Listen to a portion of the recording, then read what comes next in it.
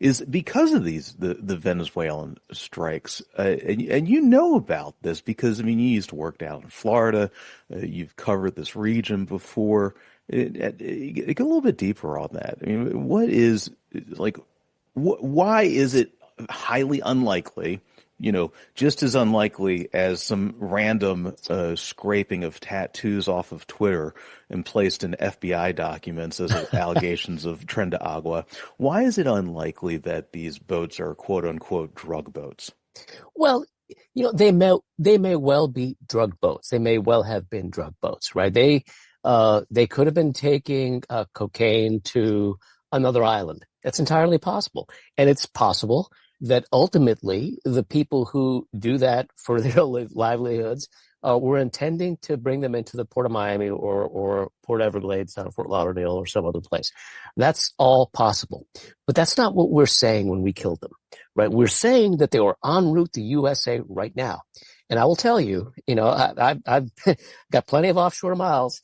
That is not even remotely possible. These things were between, if you look at the video, these things were between 25, 35 feet tops. You can judge by the size of those outboards, right, on their sterns. And those outboards are about 2 feet long along the tops, along the lengthwise edge. So just, base your calculation on that. And a boat like that is not going to make it directly to the United States. It can't. It doesn't have near enough fuel to make it beyond a couple hundred miles tops, especially if they're running those engines full out like they appear to be doing in those videos. So this claim that they were coming to the U.S. to poison us, well, maybe somewhere, down the line, people were intending for that cargo to come to the United States to sell it to willing American buyers, by the way. I mean, they're not coming in like putting into children's breakfast cereals, right? People are buying it. And that's a problem we have, 100%. And we should do interdiction if it's dangerous stuff like fentanyl. And guess what? We have been. We have been for decades. That is what Southcom has been doing, is stopping boats that are suspected of carrying drugs. They search the boats. If they find the drugs, they seize it. They arrest the people who are among the crew who are involved with it. And we put them in lockup in Miami, and we try them and convict them if a jury agrees. That's what we do. We're the United States. And now we're changing that apparently and saying, well, you look like a drug dealer, or you were on a route that drug dealers have in the past used. Sorry, dudes, we have to kill you now. And that's what we've done, because maybe there's intelligence, maybe there's some phone traffic, whatever, that these people were bringing contraband aboard their vessels and heading off to some place. They haven't shared it. You would think that if they had the solid evidence, they might have, because after all, this is not a criminal case at this point, right? These people are dead. And so there's no reason not to release this information. And they haven't, especially with that first boat on which there were 11 people. Come on. What kind of drug dealer is going to load up the boat with 11 people, right? I mean, think about that. Think about the weight involved here. We're talking about another ton that you've just lost by having humans aboard rather than your whatever it is you're going to sell. So that clearly was not carrying drugs. That was probably smuggling people. And, there are a lot of people trying to leave Venezuela because why? They've got a dictator running the place, okay, a violent dictator. Yes. So maybe that's who we killed. We don't know. They won't tell us. We don't know if they have any evidence other than they were easy pickings for wherever our drone or helicopter or airplane happened to be at the time.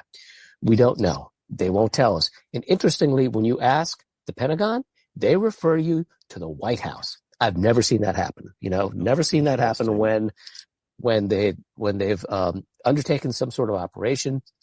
Often if they want to obfuscate, if they want to delay, they say, oh, no, you got to call Southcom. Oh, no, you got to call the Navy, whatever. Here's, oh, no, call the White House. Why? Is there an operations room now in the White House where they're like droning people? I mean, this is ridiculous. And the reason that I can infer is they want nothing to do with it, right? They don't want to talk about it because they probably didn't think it was a good idea. In fact, if you look on Southcom's website and look for press releases, you will see that most of them have to do with stopping vessels and seizing drugs. You don't see a press release about them killing however many people were on this last boat. I think it was 4, or the boat before that, which was 3, and so on. Oh, interesting. Oh, yes. God, yeah.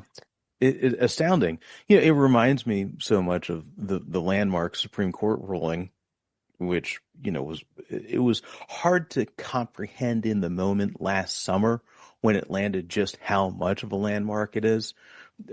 Trump v. USA, when it established that the president is immune from criminal prosecution for official acts, but not necessarily. Now, this is right. Go down the rabbit hole here. Not necessarily the people who do the orders that he issues. That is absolutely right. I mean, Richard Nixon was never prosecuted for the massacre in My Lai, right, in South Vietnam, and I believe it was 1968, 67. Yeah. Hundreds of villagers were slaughtered. And eventually, the leader of that unit was brought up on charges and convicted.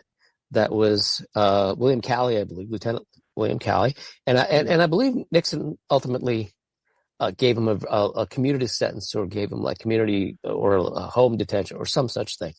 Either way, think about the position that the president and Stephen Miller apparently have put our military service members and officers in by ordering these strikes. And, there is a public authority exemption for things done under the color of law. But if there is no color of law, if the law says the opposite, in fact, then I wonder how that works. And it may surprise you to find out that in the United States Code, there is actually a prohibition against murder, which is like the premeditated taking of human life. And even in the Uniform Code of Military Justice, murder is also illegal, it turns out. And so, just to put these folks in that position is beyond irresponsible. And these people have to live with what they've done. Yeah. And maybe they've grown up in video games and don't really distinguish the difference. But there are now 21 people who we, the United States of America, have killed on their vessels that were not headed to the U.S., right? And if these chains of smuggling are occurring the way that we think they are, they were never headed to the U.S. They were selling or handing off this stuff to somebody else, assuming, of course, that they're correct and that there were, in fact, have drugs aboard. We don't know that either.